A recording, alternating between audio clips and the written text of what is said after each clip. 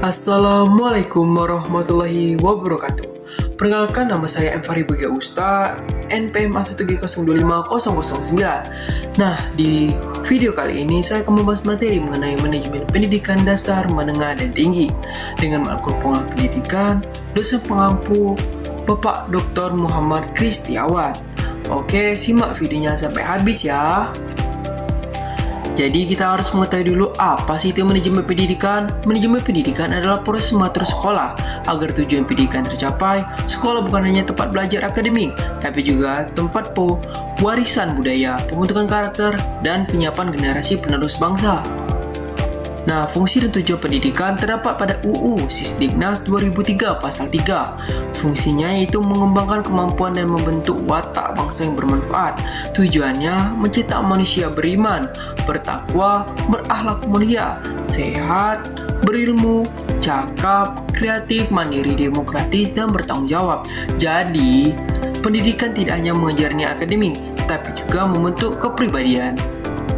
Dasar pengolahan sekolah yaitu pengolahan sekolah didasarkan pada 8 Standar Nasional Pendidikan atau SNP, Acuan Mutu Pendidikan, Kurikulum KTSP 2013 Merdeka yaitu isi dan arah pembelajaran. Manajemen berbasis sekolah atau MBS memberi otonomi sekolah dalam mengelola life skill, membekali siswa dengan keterampilan hidup agar siap menghadapi perubahan zaman. Terdiri dari 8 aspek penting yang menjamin mutu sekolah, yaitu isi, proses, lulusan, pendidik, dan tenaga kependidikan, sarpras, pengolahan, pembiayaan, dan penilaian. Kalau semua standar ini dipenuhi, sekolah bisa disebut bermutu. Dan juga dengan adanya 8 standar nasional pendidikan ini, bahwa sekolah tersebut sudah terakreditasi bermutu dan bisa sesuai yang sudah diatur dalam standar nasional pendidikan. Manajemen pendidikan dasar fokus pada kemampuan dasar membaca, menulis, berhitung, dan sikap sosial. Hitung dan sikap sosial. Usia SD adalah masa perkembangan kognitif, emosional, moral, dan fisik yang selalu berkaitan. Karena itu pembelajaran SD harus terpadu, tidak bisa hanya akademik. Manajemen pendidikan menengah. Menengah yaitu termasuk SMP, SMA, dan SMK. Memperkuat potensi siswa yang terbentuk sejak dasar.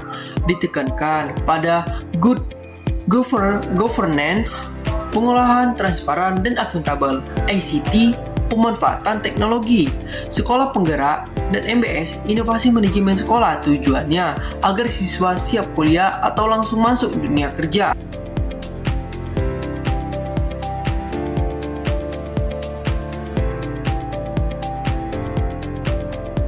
Jadi, dengan pembelajaran ini dapat disimpulkan bahwa manajemen pendidikan itu kunci mencetak sekolah bermutu.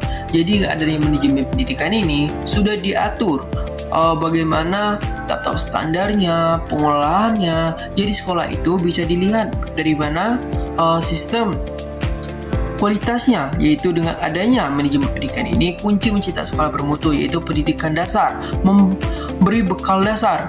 Nah, pada pemberian bekal dasar ini itu terdapat pada SD, yang dimana kita itu mempelajari dalam dasar-dasar seperti menulis, membaca, dan lain-lain.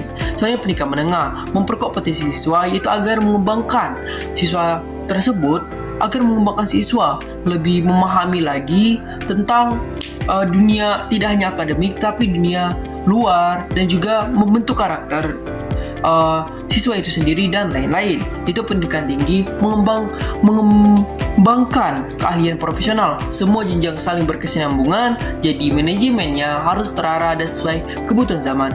Itu saja yang bisa saya sampaikan, dan saya tutup. Wassalamualaikum warahmatullahi wabarakatuh.